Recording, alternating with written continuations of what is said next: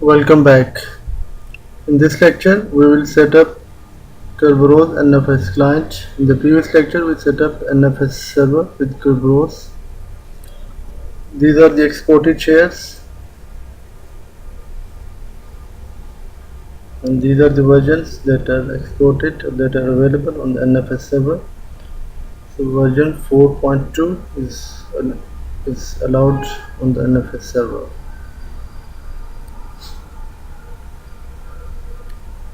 Let's verify that firewall is not blocking the NFS access to this server. Now we will set up system 2 as Kerberos NFS client. The first requirement is that NTP must be synchronized with the IPS server, and the name server must be pointing towards the IP of the IPS server. You can verify the lab network diagram given on the website educatorhome.com.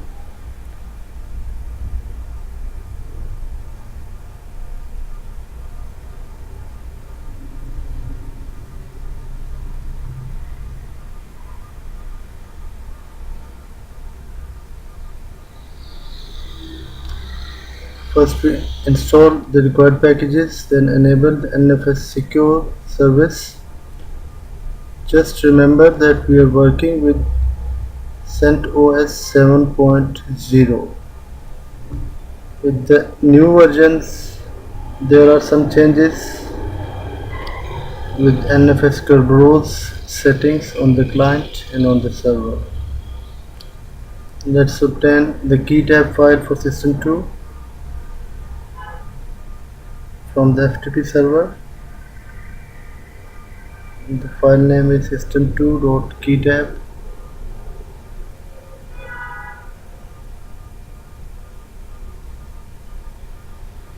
The file has been downloaded. Let's copy it under etc with the name krb5.keytab. Set up the permissions and run the restore cone to set up SC Linux context.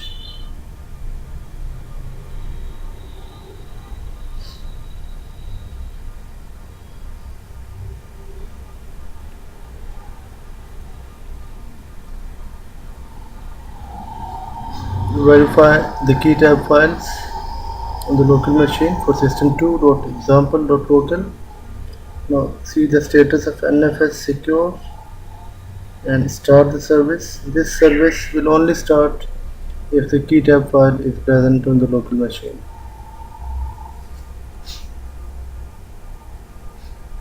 Create a local mount point where we'll be mounting the exported shares.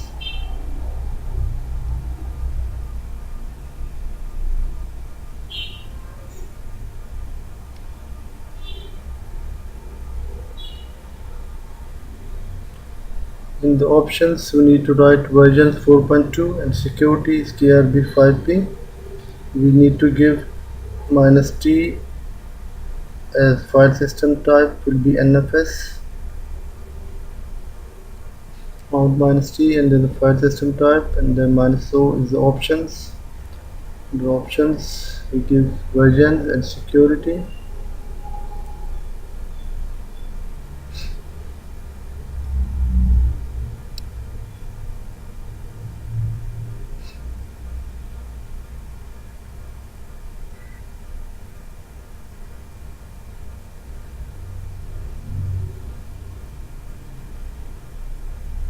And just verifying that there are no typing mistakes.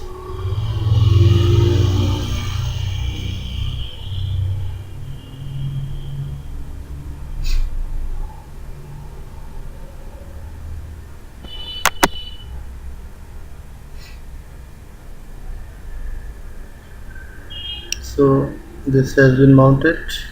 We verify it with find mnt command.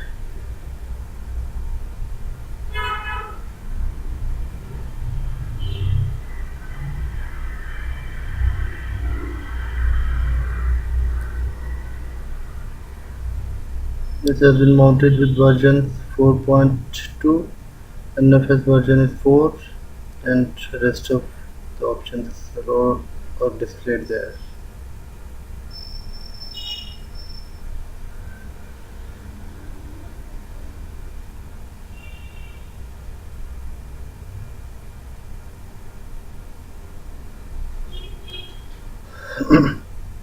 This secure directory belongs to user Asif. Asif is an LDAP user.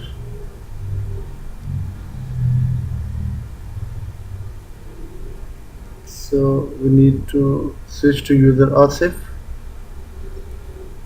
and try to write something under this mounted share.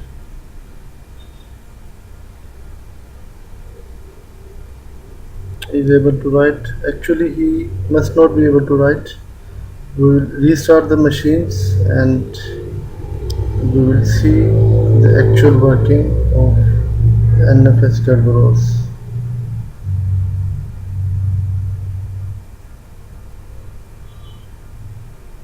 There might be some previous Kerberos tickets that I've obtained for user Asif and have not been destroyed. So we will reboot both the machines and I will show you the proper output that is expected with Kerberos shares.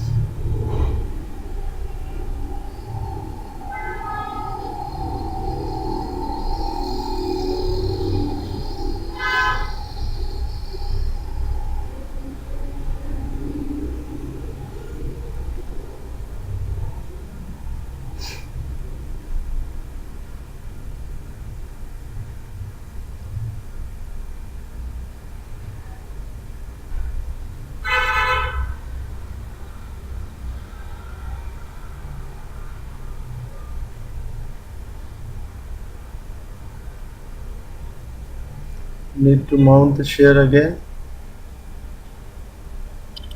Version 4.2 and security equals to KRB5P.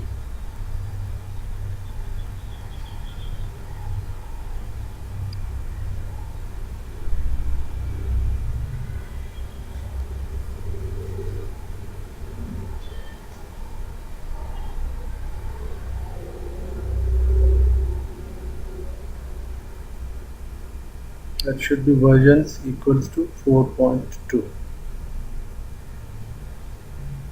It's mounted. Verify the mount. Switch to user Asif. Again, Asif is an LDAP user. I try to write with the user Asif. He should not be able to write. Permission denied. We need to obtain the Kerberos ticket for user Asif, and only after that he will be able to write on this share.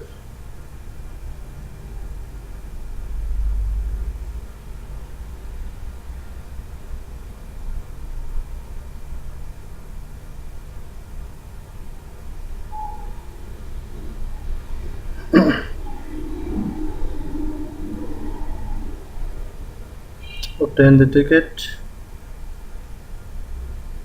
Now try to write again.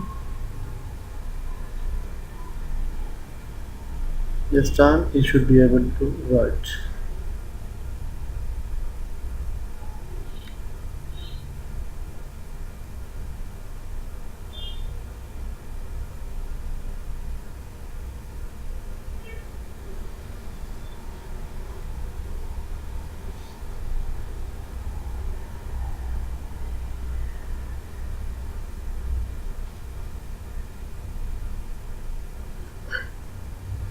Now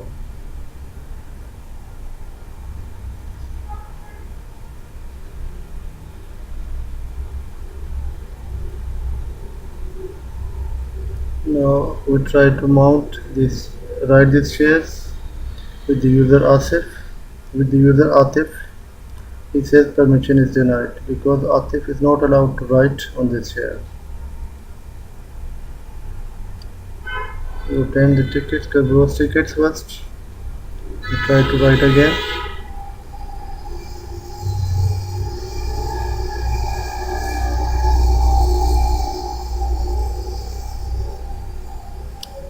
I'm accessing this user for the first time, so that's why it's asking me to change the password.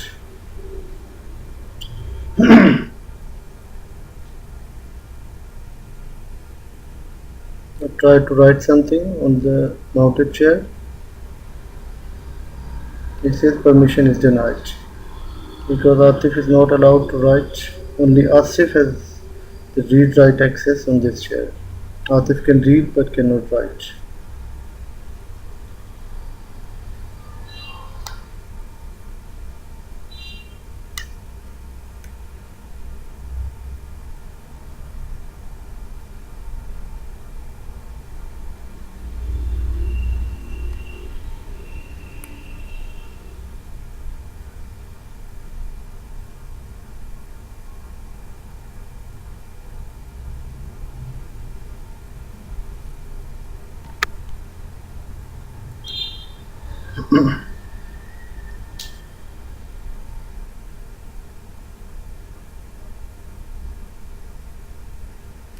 Now add the entries in the ETCFS tab so that the shares are accessible even after the reboot.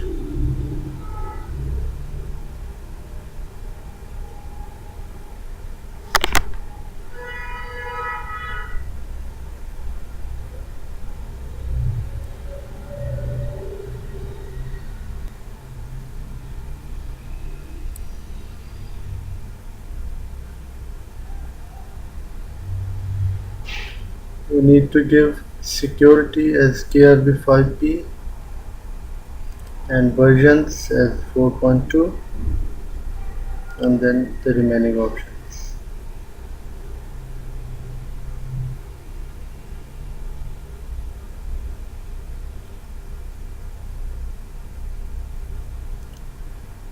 Let's see that it's not already mounted, it's not there, so let's try to mount it with mount -A.